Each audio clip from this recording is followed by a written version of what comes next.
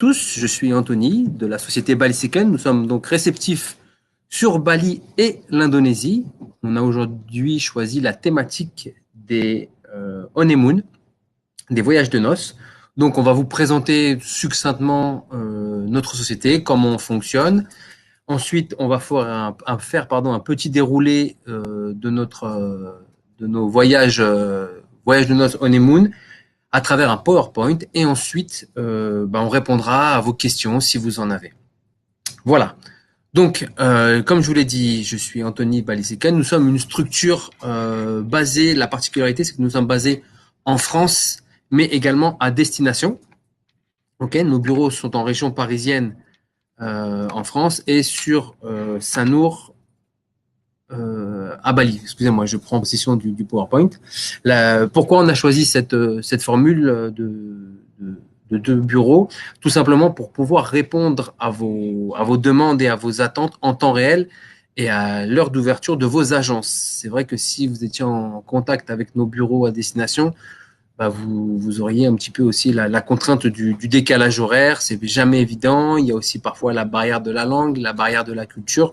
Donc, le bureau en France est fait un petit peu pour faire tampon et répondre très, très rapidement à vos questions. Voilà.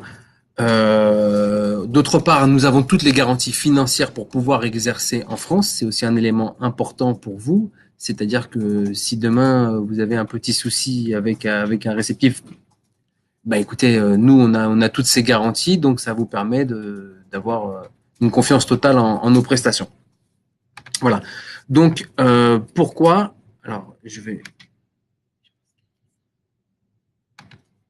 Pourquoi Bali? Donc, en fait, nous, on a découvert Bali, on s'est installé sur Bali, simplement, ce fut un coup de cœur pour moi. J'étais déjà allé à Bali auparavant. Et puis, mon associé qui est installé à destination m'a dit, non, non, mais viens, faut qu'on crée quelque chose. Tu connais pas Bali. Bon, un peu piqué dans mon orgueil d'agent de voyage. Je dis, OK, écoute, si je connais pas Bali, je vais venir 3 semaines minimum, mais fais-moi vraiment, montre-moi, prouve-moi que je connais pas Bali. Et en effet, je ne connaissais pas Bali, je pensais que c'était uniquement des plages et pas du tout. Bali, c'est tout le contraire, c'est surtout des paysages magnifiques, une culture totalement différente, des choses simplement extraordinaires. Donc nous avons créé les bureaux en 2012 et nous exerçons depuis ce temps-là. Avec notre façon de faire, toujours comme je vous l'expliquais auparavant, avec le bureau en France et le bureau à destination. Le bureau à destination permet surtout d'accueillir tous vos clients et surtout de négocier le plus sérieusement possible avec tous les hôtels avec lesquels nous collaborons. Il y a plus de 2800 hôtels à Bali. Je parle que de Bali. Et nous avons environ 800 hôtels sous contrat. Sachant qu'on va parler de Bali parce que les voyages de noces se font essentiellement à Bali, mais on fait également toute l'Indonésie, que ce soit des combinés Java-Bali, les célèbres Sumba, Sumbawa, Lombok, j'en passe et des meilleurs, Raja Ampat. Voilà, on est vraiment capable de faire du sur-mesure en individuel et en groupe sur l'ensemble de l'archipel indonésien. Alors, pourquoi Bali Second? Comme je vous l'expliquais, donc on a un réceptif implanté en France, des interlocuteurs qui parlent français et qui connaissent parfaitement la destination. Vous aurez un seul interlocuteur ou interlocutrice pour chacun de vos dossiers. Pas de contraintes liées au décalage horaire. On tente de vous donner des réponses rapides sous 48 heures pour vous faire une cotation, généralement. Et sinon, dès que vous confirmez un dossier, nous demandons les disponibilités aux hôtels et on vous répond en 24 heures très, très souvent. Voilà. Notre associé, est français sur place et on a du staff qui est francophone et pour certains qui parlent très, très bien français, même si c'est des Indonésiens. Voilà. Comme je vous le disais aussi, l'intérêt, c'est d'avoir quelqu'un en permanence sur place, permettant de faire évoluer la production, de dénicher les petites pépites, les petits hôtels un petit peu atypiques, voilà. Et on essaye d'être vraiment vigilant sur la qualité de nos voyages, quelle que soit la typologie de client. Donc la vocation de Bali Second, c'est effectivement en tant que réceptif du B2B uniquement. Donc, on vend auprès des agences, on vend auprès de sites internet, des tour opérateurs, des groupistes, et on a créé notre site internet B2B que je vais vous présenter à travers une petite vidéo et je vous donnerai après les explications. Madame, monsieur, Salamat Pagi, ou bonjour, comme vous voulez. Je suis Mister Paradise, votre conseiller 2.0 sur Bali et tout l'archipel indonésien. Je vous informe de l'ouverture de mon nouveau site B2B dédié aux agences de voyage. Stop, Mister Paradise. Oui, quoi? Qu'est-ce qu'il y a? Nous vous informons pas, je vous informe. Ah ouais, ok, je recommence. Madame, monsieur, je suis heureux de vous présenter www.balisecond.fr. Mister Paradise, nous sommes heureux, pas je suis heureux. T'es pas tout seul chez Bali Second. Il y a Audrey, Johanna, Slim, Wayan, Ayou, Poutou, moi, tout le monde quoi. Nous sommes une équipe. Ah ouais, une équipe? Nous sommes une équipe alors. Ok, je recommence.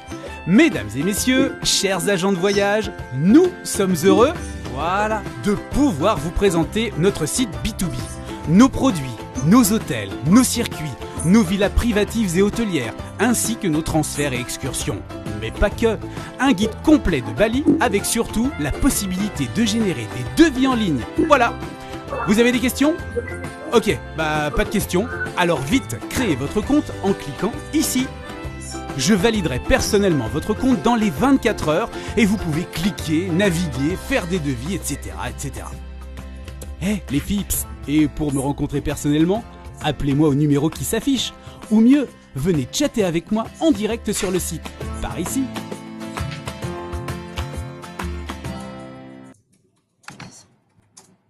Voilà, donc pour ceux qui ne connaissent pas encore le site B2B de Bali Second, il vous suffit de vous connecter sur www.balisecond.fr et de demander vos codes. Et sur les tarifs qui sont mentionnés sur notre site, vous êtes commissionné. Voilà, donc si vous avez des questions, n'hésitez pas à nous appeler par rapport au site. On fait vraiment du sur-mesure. Voilà. Alors, comme vous avez pu le constater également, nous communiquons énormément à travers un petit avatar, notre Mister Paradise. Nous sommes partenaires également de Wonderful Indonesia, qui est le ministère du Tourisme représenté par l'Office du Tourisme en France. Voilà, on va parler ensuite de nos programmes, notamment sur les voyages de noces. Donc, on l'a appelé Cousu Main. Pourquoi? Parce qu'en fait, on va partir avec vous à partir d'une feuille blanche et on va concevoir en fonction de ce que souhaitent vos clients. On va concevoir ensemble le voyage. Si vous connaissez ou pas la destination et si vous ne la connaissez pas, nous, on vous soumet des choses et ensuite, on l'adapte. Tant que le client n'a pas validé son produit, son voyage, on le remodèle, on le modifie jusqu'à ce que ça lui convienne, que ce soit en termes de visite, en termes de tarifs, voilà, on s'adapte à tout. Nous allons maintenant évoquer la lune de miel, donc les voyages de noces. Simplement, pourquoi? Parce qu'on va arriver bientôt, dans quelques mois, dans la période des mariages, et la destination de Bali se prête vraiment au voyage de noces. Donc, c'est aussi un petit peu la raison pour laquelle on a choisi ce thème. Donc, pourquoi Bali? Parce que c'est vraiment l'endroit idéal pour les lunes de miel. Il faut savoir que le service à Bali est juste exceptionnel. On parle du service sur l'île Maurice. Je pense que vraiment, le service dans les hôtels, dans les restaurants, peu importe l'endroit, est vraiment au top. Et ils savent vraiment mettre les petits plats dans les grands à Bali pour accueillir nos clients, notamment nos honeymooners. Voilà. Donc, on travaille beaucoup avec certains hôtels et notamment avec des hébergements totalement adaptés aux honeymooners. C'est-à-dire qu'on offre, comme vous pouvez le constater sur le slide, là, beaucoup de villas hôtelières. Celle-ci, c'est une villa qui s'appelle le Desa Vicesa, qui se trouve à Ubud. Quand on dit villa hôtelière, c'est simplement une prestation hôtelière classique de n'importe quel hôtel dans le monde. Simplement, il y a juste la typologie de la chambre qui change. Plutôt que d'avoir une chambre située au deuxième étage d'un building, eh bien, le client a sa propre villa privative avec sa propre piscine privative sans aucun vis-à-vis. Tout le monde va se dire oui, mais une villa hôtelière, ça doit être hyper cher. Pas du tout. On a vraiment d'excellents deals avec des hôtels qui proposent ce type d'hébergement. Je peux vous assurer que on a un très très bon retour.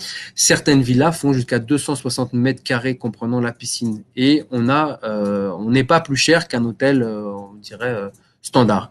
Il y a des villas hôtelières en 4 étoiles, en 5 étoiles et en 5 étoiles luxe. Il y en a vraiment aussi pour tous les budgets. La prestation reste la même, à savoir un restaurant pour le petit déjeuner, le déjeuner, le service en chambre, etc., etc. Voilà, c'est vraiment une typologie d'hôtel vraiment adaptée aux honeymooners. Après, on a aussi d'autres hôtels, on dirait, plus standards, qui ont également des packages honeymooners, c'est-à-dire qu'on propose des accueils pour les honeymooners avec des jacuzzi, avec des petites attentions, des corbeilles de fruits, avec des massages offerts, avec vraiment voilà une particularité pour tous les honeymooners. Il faut savoir que tous nos circuits sont des circuits privatifs. Ça veut dire qu'ils sont accueillis et transportés dès l'aéroport par un guide francophone et un chauffeur dans un véhicule privé. C'est-à-dire que tous nos circuits établis en FIT, c'est vraiment du personnalisé, du cousu main, que ce soit pour les honeymooners ou pour d'autres. Et on fournit systématiquement des guides francophones que nous sélectionnons. D'accord, il y a plus de 300 guides francophones sur Bali, mais tous n'ont pas un français hyper correct. Donc, on a une sélection assez draconienne sur le choix de nos guides. Selon nous, le guide fait quand même pas loin de 70% de la qualité d'un voyage quand on est sur ce type de circuit. Voilà.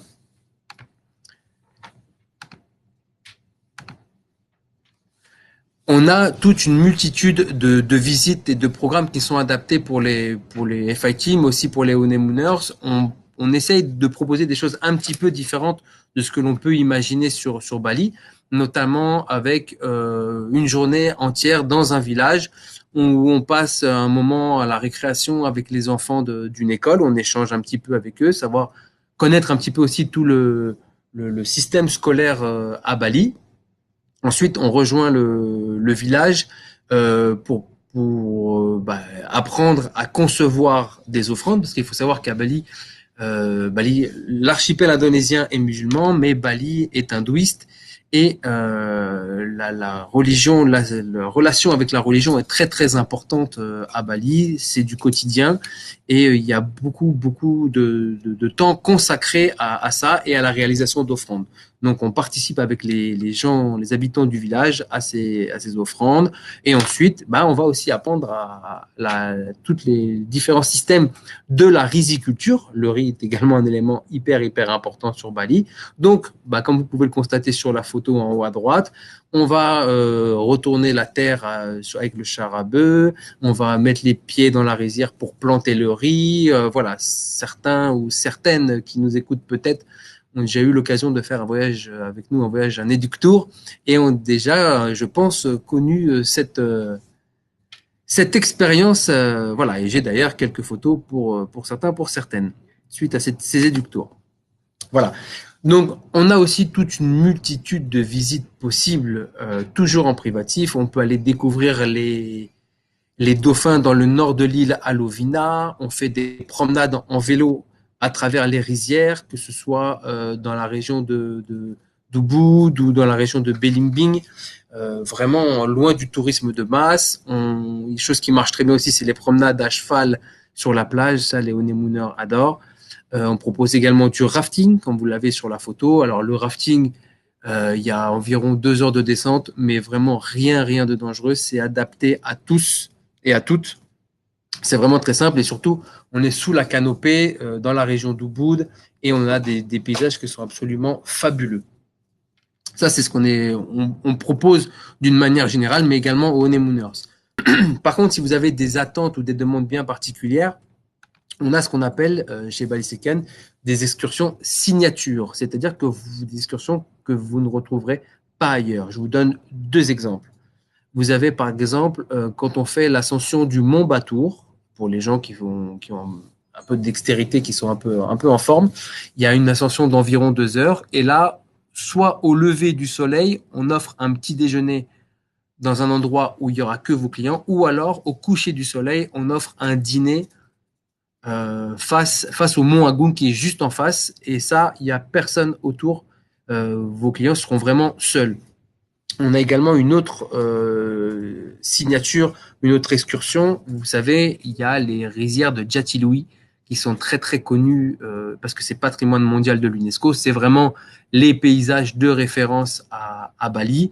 Et en fait, on a réussi à intégrer sur Jatiluwih une petite cabane en fait en plein milieu des rizières et on fait venir une équipe de cuisiniers qui vient spécialement d'Ubud et qui prépare à vos clients un repas, un show cooking face aux rizières, tout à fait intimiste et il n'y a personne d'autre. Il n'y a pas plusieurs tables à côté. Ce sera qu'une seule table dans toutes les rizières de Jatiluwih et nous sommes les seuls à avoir cette exclusivité et ça c'est vraiment l'idéal pour les honeymooners. On propose également des cooking classes. Alors plusieurs types de cooking class quand on fait du voyage de noces. Ça marche vraiment très très bien pour les couples. Ça veut dire qu'ils vont avec le chef cuisinier tôt le matin au marché. Ils vont acheter les différents ingrédients, que ce soit la viande, le poisson, les légumes, les épices, les fleurs, parce qu'on cuisine aussi avec les fleurs à Bali. Et ils reviennent et ils cuisinent eux-mêmes leur propre déjeuner avec un chef de restaurant et ils dégustent leur propre mets.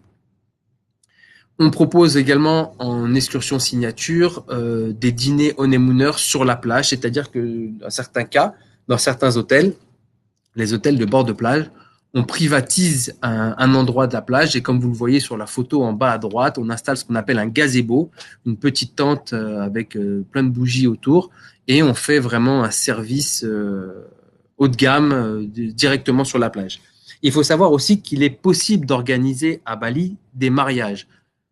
La seule particularité, c'est que les mariages ne sont pas reconnus en France. C'est une cérémonie un peu pour le fun, mais les Balinais sont très très forts pour organiser des cérémonies de mariage avec tout ce qui va avec, les bougies, avec les témoins, avec la décoration, etc. C'est vraiment des choses qu'on est capable de faire et qui sont marquantes pour les honeymooners. On organise également des séances de bien-être. Il faut savoir qu'effectivement, le spa, les massages, c'est vraiment une force, une particularité qu'on a sur Bali. Et on travaille avec des centres de spa très haut de gamme, que ce soit du massage, que ce soit de la manucure pour ces dames, que ce soit du yoga, de la détente. On travaille vraiment sur le bien-être en couple, en duo. Ça marche vraiment très très bien. Et pareil, on privatise des endroits. C'est-à-dire que vous avez sur la photo en haut à gauche, sur un hôtel qui s'appelle le Jungle Retreat, qui se trouve en contrebas se trouve une rivière et on ferme totalement la rivière à l'accès aux touristes et aux gens aux alentours. Et vos clients peuvent avoir un traitement directement à même les pierres avec des matelas. Sur le bord de la rivière, un traitement spécialement établi pour eux et avec personne autour. On privatise grosso modo cet endroit de la rivière pour les honeymooners. Ça, c'est les choses qu'on est capable de faire. Voilà. On n'a pas chargé le bon PowerPoint, c'est pas grave. On a la possibilité également de faire des extensions qui marchent très très bien pour les honeymooners. Quand ils ont fait le tour de Bali, avec toutes les particularités dont on parle, donc que ce soit sur Ubud, que ce soit sur la plage, que ce soit sur la région de Sidemen au milieu des rizières, on propose des extensions sur l'île de Lembogan, par exemple, qui marche très très bien, sur un hôtel qui propose des villas privatives, qui s'appelle le Lembogan Beach Club. On fait des extensions en 4 jours, 3 nuits. L'intérêt de ça, c'est que c'est un hôtel paradisiaque, mais qui est sur une toute petite île en face de Bali, à 30 minutes de bateau de Bali. Et là, ils sont sur cet hôtel à même la plage, dans leur villa privative à Lembogan, loin du tourisme de masse. Quand on se marie, on n'a pas forcément envie de passer nos journées avec les touristes, que ce soit sur Kuta ou sur Sanur. C'est la particularité. Et on a aussi proposé dernièrement une extension sur Surya, qui est une petite île vers Komodo.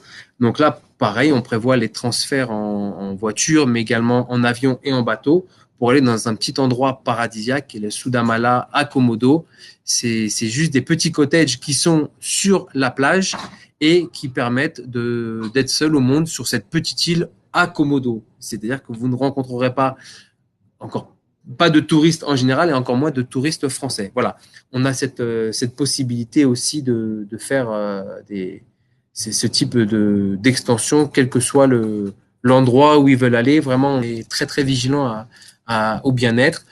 On est également très vigilant à nos restaurations. On travaille avec des restaurants adaptés pour les honeymooners. On est capable de privatiser des endroits, comme je vous l'ai dit tout à l'heure, sur la rizière, en bord de plage, ou des endroits tout à fait atypiques, comme on l'a vu, que ce soit sur le Mont Batour ou ailleurs, avec une restauration de qualité. De toute façon, en général, on mange très très bien à Bali, mais là, on est vigilant encore plus sur nos honeymooners, en vérifiant vraiment la qualité des différents mets qui sont servis. Voilà. On a balayé rapidement un petit peu les différentes possibilités qu'on a sur les voyages de noces. Alors, il faut savoir que d'une manière générale, sur Bali, bon, certains connaissent, d'autres connaissent pas. Bali se trouve fait partie du plus grand archipel du monde qui est l'Indonésie, plus de 17 000 îles. Bali est la plus touristique de toutes. Il faut savoir que grosso modo, il y a 18 heures en moyenne de voyage de porte à porte, disons d'aéroport à aéroport, pour aller à Bali. Voilà. Donc, c'est aussi un élément important. Différentes compagnies aériennes desservent Bali. Il y en a beaucoup. Air France, Eva Air, Qatar Airways, Singapore Airlines, Emirates, etc., etc., j'en passe. Mais voilà, il y a vraiment une possibilité de se rendre à Bali avec énormément de compagnies. En tant que réceptif, on n'a pas d'excellentes négociations sur l'aérien. Cependant, on peut vous aider si vous avez des contraintes ou si vous êtes un peu dans le rush. On peut vous aider pour gérer l'aérien pour vous et pour vos clients. On n'aura pas d'excellents tarifs. On a des tarifs que vous retrouvez, je pense, un peu partout. Mais si ça peut vous aider à acheter du package, voilà, on peut sans problème vous aider à ce niveau-là. Voilà. En termes de périodicité, il fait beau quasiment toute l'année à Bali. Il faut éviter la période des pluies qui se déroule généralement de fin décembre, début janvier à mi-mars. Voilà, c'est la période des pluies. Il peut y avoir des journées un peu pluvieuses, surtout en fonction des différents endroits où vous êtes. Il y a pas mal de microclimats, il y a une centaine de microclimats sur Bali. Et c'est important aussi de savoir qu'entre janvier et mi-mars, on risque d'avoir de la pluie. Tout le reste de l'année, on est juste sous l'équateur, qui fait en moyenne entre 26 et 28 degrés. Et la latitude du soleil, c'est 6 heures le matin au lever et 18 heures au coucher. Voilà. Un petit récap rapidement sur Bali. Il faut savoir que la monnaie, c'est la roupie indonésienne, qu'on ne trouve pas en France, que vos clients ne pourront changer uniquement à destination. 1 euro est égal entre 15 000 et 16 000 roupies. Donc, on est très vite millionnaire à Bali. Et sachez également que de toute façon, quand vos clients arrivent à Bali, dès qu'ils s'installent à l'hôtel, en plus du guide francophone, en plus du chauffeur, on a notre représentant qui est français et qui appelle systématiquement dans la chambre tous vos clients pour savoir s'ils ont fait un bon voyage. On leur laisse également un numéro d'urgence. Ils peuvent nous joindre sur WhatsApp ou nous appeler au bureau. Ils ont systématiquement un représentant français qui les accueille. C'est important. Ils ne parlent pas tous l'anglais, encore moins l'indonésien et le balinais. Donc, certains sont très, très contents d'avoir un contact français dès leur arrivée. Ça les rassure et ils peuvent nous joindre à n'importe quel moment s'ils ont des questions, s'ils veulent faire des excursions complémentaires, etc., etc. Voilà. Et on a systématiquement un retour de nos clients, savoir comment ça se passe, etc., etc. Voilà. Nous sommes maintenant arrivés à la période des questions-réponses. Donc, je crois que vous posez vos questions via la plateforme. Je vais où?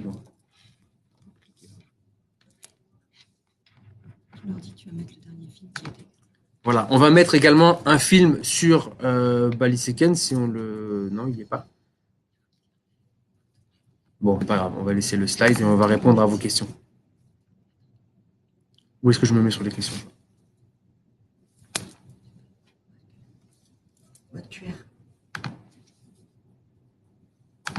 Avez-vous des questions?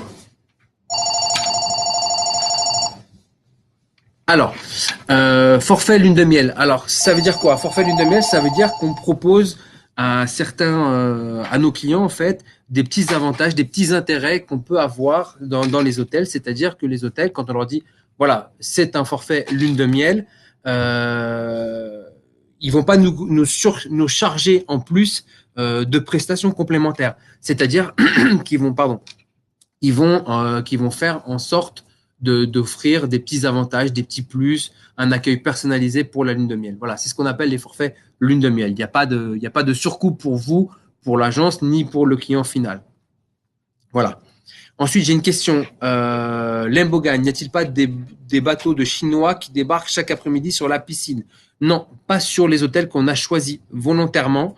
On travaille avec le Mahagiri et le Lembogan Beach Club. On a certaines exclusivités avec, et les Chinois ne vont pas dans ces hôtels-là parce qu'ils sont assez atypiques et ça ne correspond pas du tout à la clientèle chinoise. Voilà. L'accès au Soudamala, Aurélie.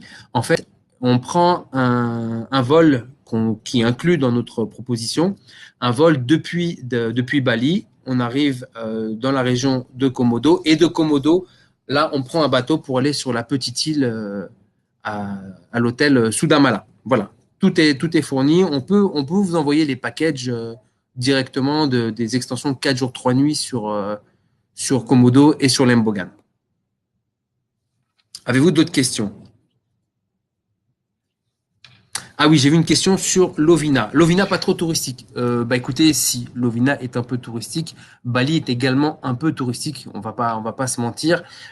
Simplement, c'est pour cette raison aussi que nous essayons de sortir un petit peu des sentiers battus, qu'on propose des choses un petit peu originales, que ce soit pour les honeymooners ou pour nos clients en général. On essaie de proposer des choses un petit peu atypiques qui sortent de l'ordinaire. On essaie également de proposer des nuits chez l'habitant. Je ne sais pas si Marie est dans la conversation, mais on l'a vu ensemble sur différents voyages. On dort vraiment chez l'habitant. Maintenant, Lovina, oui, est touristique. C'est-à-dire que l'intérêt de Lovina, le seul intérêt d'aller à Lovina, c'est d'aller voir les dauphins, au lever du soleil dans leurs éléments naturels. Forcément, c'est touristique parce que y a de nombreux bateaux qui partent au lever du soleil et qui vont à la recherche des dauphins, etc. Donc, oui, c'est touristique. On va pas se mentir. Le seul intérêt de Lovina, c'est les dauphins. Alors maintenant, si vous y allez en basse saison, vous n'aurez pas beaucoup de bateaux. Par contre, si vous allez en juillet-août sur Lovina, là, c'est juste l'enfer. Voilà. Pour être franc avec vous. Y a-t-il d'autres questions? Alors, produit d'appel. Qu'est-ce que vous appelez, Jean-Francis, par produit d'appel?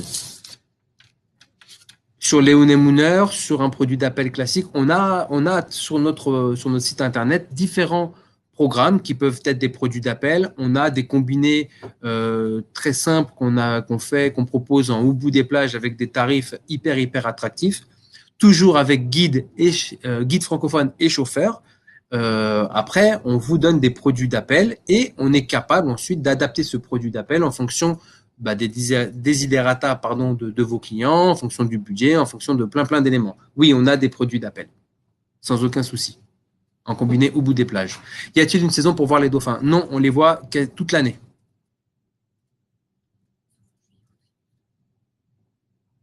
Temps de vol pour Bali Komodo. Grosso modo, il y a 1h30 à peine 1h30 de vol, mais ensuite, à Labuan Bajo, une fois qu'on est à l'aéroport, on prend un petit bateau, d'accord, un bateau qui est directement affrété par l'hôtel Soudamala et qui emmène nos clients directement au Soudamala Soya, de Komodo. On s'occupe des vols intérieurs et des transferts en bateau et de tous les transferts, évidemment. Y a-t-il des bateaux, ça on a vu, y a-t-il des bateaux de Chinois qui débarquent chaque après-midi sur la piscine? Attention, sur l'Embogan, il y a deux choses. Il y a effectivement, comme je vous l'ai expliqué tout à l'heure, il y a les croisières à la journée, c'est-à-dire que vous montez sur un catamaran depuis Bali et vous passez la journée sur le catamaran, vous allez à Lembogan sur un beach club et vous repartez le soir. Ça, effectivement, il y a beaucoup de tourisme, il y a beaucoup de touristes et il y a forcément des Chinois qui arrivent et qui vont sur les beach clubs. Par contre, nous, dans notre extension, on est sur des petites structures hôtelières, c'est-à-dire qu'il y a 30, 35, allez, maximum 40 chambres sur le Mahagiri ou et encore moins sur le Lembogan Beach Club. C'est moins de 40, c'est une trentaine de chambres. Et là, effectivement, je vous ai dit, ça correspond pas du tout à la clientèle chinoise. Il faut savoir que les Chinois, sur Bali, c'est les hôtels qui me donnent ce retour, vont dans des hôtels pas chers. Parce qu'en fait, ils ne sont pas des grands consommateurs. Ils vont dans leur hôtel, ils bénéficient de la piscine, et ils veulent pas manger dans les restaurants parce que ça leur coûte trop cher. Donc, généralement, ils mangent dans leur chambre les bols de soupe et de nouilles qu'ils achètent au supermarché du coin. Sauf qu'à Lembogan, il n'y a pas ça. Ils sont obligés de manger au restaurant de l'hôtel et ça ne leur convient pas. La nourriture leur convient pas du tout. C'est pas dans leur culture. Voilà, c'est pour ça qu'on fait ça. Pourquoi avez-vous fait le choix d'être exclusivement B2B? Écoutez, c'est une bonne question. C'est parce que on préfère travailler directement avec des professionnels parce qu'on sait à qui on parle. Il est plus facile pour nous de parler à un professionnel qui connaît quand même déjà le métier, certains qui connaissent la destination. Et voilà, tout simplement pour cette raison-là, pour avoir cet échange. Nous avons de plus en plus de retours sur la saleté et les détritus qui se multiplient sur les plages. Qu'en est-il? Alors, Amandine, c'est une bonne question. Simplement, le gouvernement balinais, pendant longtemps, n'a pas voulu travailler à ce sujet pour des raisons politiques. Là, il y a une nouvelle loi qui est sortie sur les sacs plastiques et dans tous les commerces à Bali, les sacs plastiques sont interdits.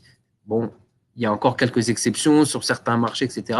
Mais au fur et à mesure, il n'y aura plus de sacs plastiques à Bali. C'était vraiment le fléau sur l'île qui est en train de disparaître. On travaille, nous aussi, avec une association qui est tenue par des guides. Et 3 à 4 fois par an, tous les guides se réunissent,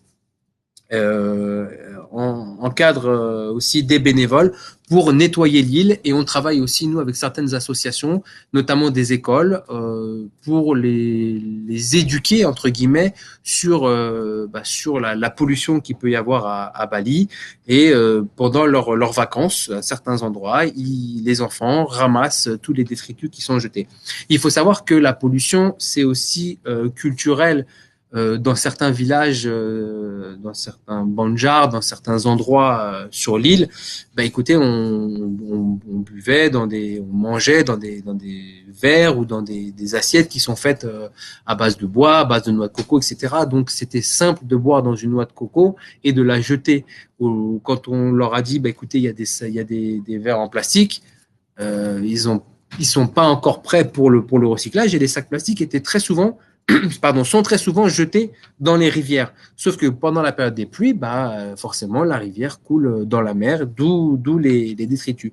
Mais sachez qu'il y a un gros travail de fond qui est fait par le gouvernement balinais pour éradiquer la pollution. Et j'étais à Bali il y a 15 jours et je peux vous assurer que tout le monde a pris conscience de ça. On est sur la bonne voie. Je suis très optimiste.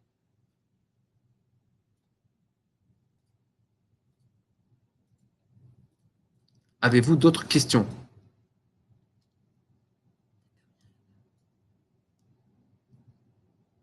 Sachez vraiment que s'il y a un point à mettre en avant sur Bali, hormis la culture, hormis les paysages, hormis toutes ces choses-là, c'est vraiment la relation qu'on a avec les gens, les Balinais, les Indonésiens, mais les Balinais sont vraiment des gens adorables, des gens souriants qui vont tout faire pour pouvoir vous aider, vous conseiller. Il m'est arrivé moi d'être, je vais vous donner une anecdote un peu perso. Il m'est arrivé, je roule quand je vais au bureau à Bali, je prends un scooter et je me balade un peu c'est beaucoup plus simple, il y a beaucoup de circulation, donc je me balade énormément en scooter. Et une fois, j'ai voulu me rendre à un endroit bien précis et je me suis perdu, faut dire ce qui est. Et une jeune dame arrive à côté de moi, voit que je suis perdu et me dit est-ce que je peux vous aider? Donc, je lui indique l'endroit où je veux me rendre. Elle me dit, oh là là, vous êtes loin, vous êtes à 45 minutes de route. Mais je vais vous y emmener. Donc, elle m'emmène à l'endroit vraiment où je voulais aller. Et je lui dis, bah, c'est gentil, mais vous habitez à côté? Elle me dit, non, pas du tout. J'habite à 1h30, je repars maintenant. C'est-à-dire qu'elle a fait un détour de plus de 45 minutes pour m'emmener à un endroit. Donc, un peu gêné, je lui ai dit, mais écoutez, qu'est-ce que je peux faire pour vous? Vous avez besoin d'argent, je vous paye l'essence, etc. Et je l'ai presque vexé en lui demandant ça parce qu'elle m'explique que, bah non, à Bali, c'est comme ça et les gens sont gentils naturellement. Traitement contre les moustiques. Alors, les moustiques, il y en a forcément. Maintenant, il y en a encore un peu plus en période des pluies. Ça dépend aussi des régions dans lesquelles vous vous trouvez. D'une manière générale, sur l'Indonésie, il n'y a pas de vaccins qui sont obligatoires. Il y a après les traitements anti-palud, ça appartient à chacun de vos clients. Maintenant, un bon répulsif fera l'effet. C'est une évidence.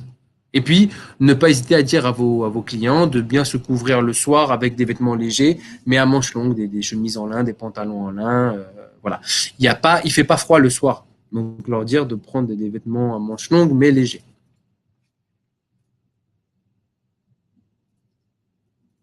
Est-ce qu'il y a d'autres questions?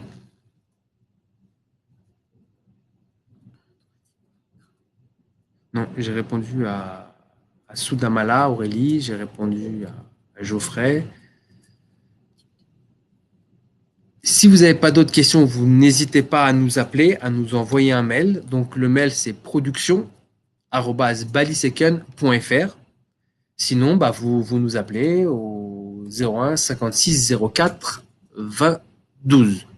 Voilà. Et n'hésitez pas à aller voir notre site internet www.baliseken.fr.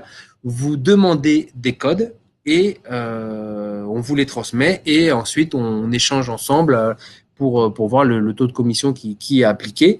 Et si vous avez une question, sur notre site internet, on a également un système de chat où on vous répond en temps réel. Ça veut dire que le site internet vous permet de faire un devis directement en ligne avec votre client. Le client, vous lui imprimez le devis et repart avec. Et vous avez dans votre espace personnel la commission qui est restituée à votre agence. Voilà, donc vous pouvez concevoir en live avec votre client. Amandine, quelles sont les plus belles plages? Alors, pour être totalement franc, Amandine, Bali, c'est pas les plus belles plages du monde, vraiment. C'est pas les Seychelles, c'est pas les Maldives. Il y a des belles plages, il y a des beaux resorts, mais l'eau n'est pas translucide comme on peut l'imaginer sur Bali. Cependant, on a des belles plages. Sur la partie Kuta, Seminyak, il faut savoir que c'est surtout prévu pour les surfeurs. Donc, il y a des vagues. Les surfeurs, qui soient débutants ou confirmés, paraît-il que c'est l'endroit le plus adapté pour apprendre le surf sur Kuta. Donc là, pour se baigner, c'est pas évident. Du côté de Sanur, de l'autre côté, Sanur, Benoa, il y a aussi pas mal de marées, d'accord? Donc, les plages sont belles, mais l'eau n'est pas extraordinaire. Pour moi, la plus belle plage, celle qui subit le moins de marées et le moins de vagues, c'est la plage de Jimbaran. Maintenant, à Jimbaran, il a l'avantage de ses inconvénients, c'est qu'à Jimbaran, vous êtes certes dans des beaux hôtels, on travaille avec de très beaux hôtels à Jimbaran, mais contrairement à Sanur, si vous voulez aller boire un coup, manger dans un petit restaurant ou faire un petit peu de shopping, il n'y a pas grand-chose autour. Ça dépend encore une fois de la typologie de vos clients. Mais n'hésitez pas à nous appeler si vous avez des questions à ce niveau-là. Maintenant, les plus belles plages, ben, vous les avez partout ailleurs. Moi, je conseille aux gens d'aller à Nusa Lembongan, d'aller sur les îles Gili.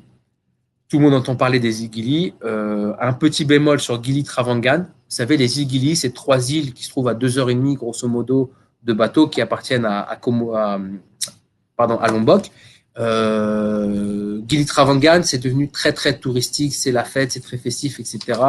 Il n'y a plus cette ambiance un peu décontractée. Il faut aller sur les petites îles qui sont en face, qui sont Gili Air et Gili Meno. Là, vous avez de superbes plages, vraiment magnifiques, même si aussi ils sont en train de construire des hôtels sur Gili Air et Gili Meno, mais c'est l'idéal. Après, si vraiment voilà, vous voulez des choses un peu originales, n'hésitez pas à aller sur Komodo, dont on a parlé tout à l'heure. Merci pour le compliment, Aurélie. Sur le site, il y a des exemples des balades à dos d'éléphant. Vous cautionnez. C'est une bonne question, Eric. Non, je ne cautionne pas forcément. Simplement, on a beaucoup de demandes de clients qui demandent à faire des promenades à dos d'éléphant. Il faut savoir que les éléphants à Bali, il n'y en a pas. D'accord? Ils sont entre guillemets importés de Sumatra et bon, ils sont bien traités, d'accord, sur ce parc aux éléphants. Maintenant, il n'y a rien de naturel, il n'y a rien d'extraordinaire sur les balades à dos d'éléphants, mais sur le marché français, c'est énormément demandé. Maintenant, je vous garantis que les animaux sont bien traités, sinon nous ne travaillerions pas avec. Voilà. Mais c'est pas pour nous, c'est pas une priorité si on va à Bali de faire une petite promenade à dos d'éléphant. Vraiment, il y a tellement d'autres choses à faire sur Bali de plus atypiques. Comme je vous l'ai dit tout à l'heure, par exemple, l'initiation à la riziculture. Aussi, on fait des promenades en vélo, c'est-à-dire qu'on part du village. Je donne un exemple du village de Bayungede. Le village de Bayungede a cette particularité, deux particularités, c'est que il y a dans les arbres, il y a des choses un peu étonnantes. Ils accrochent dans les arbres des noix de coco, et dans les noix de coco, il y a les placentas des femmes qui ont accouché. Voilà, c'est la particularité du village de Bayungede. Donc, on part en vélo depuis Bayungede, on voit un petit peu ce village et on redescend jusqu'à Ubud à travers les villages, à travers les rizières. Il y a un itinéraire, mais il n'y a pas d'arrêt préétabli. C'est-à-dire qu'on ne va pas s'arrêter dans un magasin ou dans une tapisserie ou je ne sais quoi. On s'arrête simplement là où on en a envie, là où les gens nous accueillent. On peut s'arrêter avec des gens qui dans cette région-là, qui ramassent des fruits, des clémentines, beaucoup de clémentines. On s'arrête dans des villages, on boit un café, on discute, on va planter le riz. Voilà, il y a cette promenade qu'on aime beaucoup sur le VTT. On propose également pour tout ce qui est honeymooners, ça c'est la grande mode actuellement, ce qu'on appelle Bali Swing. Ça se trouve dans la région d'Ubud, vous savez, c'est ces grandes balançoires dans lesquelles vous jetez donc, entre guillemets dans le vide au-dessus de la végétation. Et ça marche énormément pour les honeymooners, ce qu'on appelle Bali Swing. Voilà. Y a-t-il d'autres questions?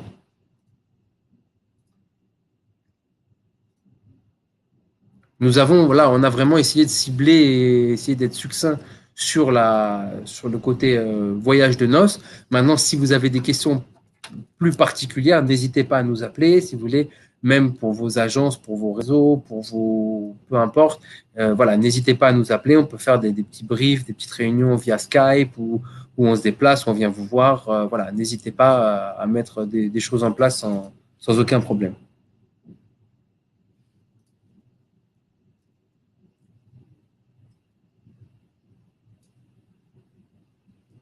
Écoutez, merci pour votre attention. N'hésitez pas à nous contacter si vous avez besoin. Thomas, je te laisse prendre la main pour conclure si tu as besoin.